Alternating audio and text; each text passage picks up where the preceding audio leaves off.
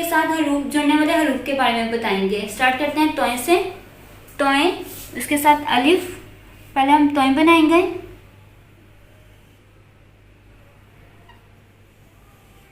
और ये अलिफ। तोय के साथ बे, लाइन से टच नहीं करना। और बे। तोय के साथ जीम। पहले तोय और जीम। तोय के साथ रे।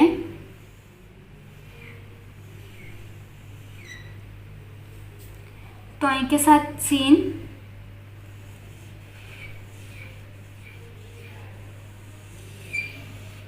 तोय के साथ स्वाद।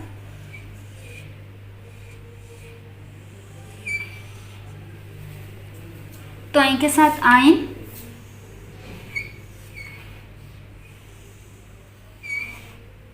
आइन के बाद आएगा तोय फे। यहाँ से फे के हेड को फिल करना है। तोय काफ।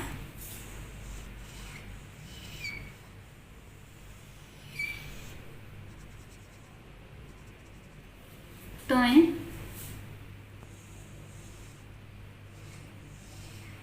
काफ। तोय लाम।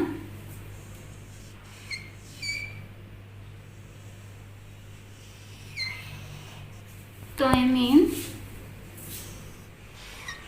इसको यहाँ से राउंड करना है और ये मीम का है। तोय नून।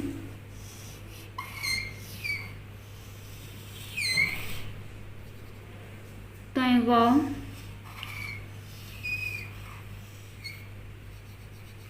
तोय के साथ है। तोय छोटी है।